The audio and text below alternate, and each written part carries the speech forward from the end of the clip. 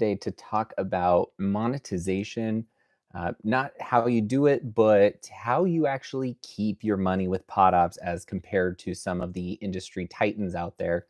So, if you are monetizing on our platform, which means you are doing a premium podcast that might have a monthly subscription, or you're using the tipping feature, meaning somebody's giving you one time or recurring tips, we take a 5% fee.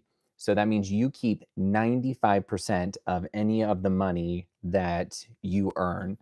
Now, I yesterday we put out an update on social, and we compared ourselves against Buzzsprout. Super popular platform, lots of people use it. They have similar features to us, such as the kind of the subscription feature. They take 15%. So, and we put the link out because we do not make claims that we cannot back up. So you can see that in our social posts. Visit any of our socials on, Facebook, X, LinkedIn, or Instagram, and you can actually jump right to their support article, and it will tell you. And I'm gonna read it verbatim so I don't get it incorrect. The revenue split with Buzzsprout is 85%, 15%. You will retain 85% of your monthly revenue, and we, as in Buzzsprout, will take just 15%. It's a big chunk. Yada, yada, yada. So when we take a percent, it's 5. So you get 10% more on PodOps. But I didn't want to be unfair and single out just Buzzsprout. So I went ahead and I looked at other big wigs out there for the hosting platforms, Podbean and Libsyn. So they're making most of their monetization revenue off of ads. And I know Buzzsprout's ads work a little bit different than those two, but both Podbean and Libsyn take 30% if you are using their ad components. Here's specifically what it says on Podbean's website. Podbean charges a 30% fee for ads that run on your podcast through Ads Marketplace. So that's what they're taking. And then Libsyn, if I can find my tab here, they were there slightly differently. Again, trying to be positive about how much money they're taking from you. Once accepted into our, as in Libsyn's, podcast partner program, it's nice that they call you a partner, we split the ad revenue. That makes it sound 50-50.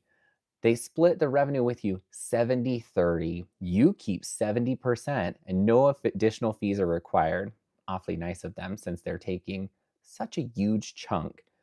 So, as you're considering where you're monetizing your podcast and how you're doing that, definitely look into the support article. So even if you're staying with one of the big players, do you want to give up 15% of your money? Do you want to give up 30% of your money? That could be a lot. So even if it's just $100, 30% is $30. That is a massive chunk of money. And so especially if you're like all of the users on PodOps who are indie podcasters, if you get a $10 tip, you don't want to be giving up 30% of that or 15% of that. It starts to add up very quickly. So we do 5% to try to keep it as economical for our users as possible. Our goal is to, one, ensure that we have funding to keep operating, not to create, tons of money in the bank to fund boards and other, lavish expenditures. But I think it's important to look at where the money you give to these companies is going, what they're doing with it, and make sure that you're getting the biggest bang for your buck.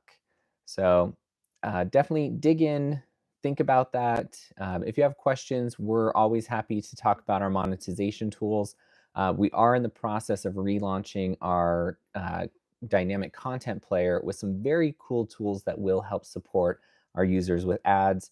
And we are in talks with some partners to bring new ad features to the platform. I won't say too much more on that because without contracts signed, I don't want to jinx it or, provide or promise something that's not there yet. But more to come on that. New updates are always just around the corner. And keep your eyes peeled because we have some really exciting PodOps Connect updates coming later this week. And as always, happy creating. And if you need anything, feel free to reach out to us. We are always here to help. Talk to you all soon.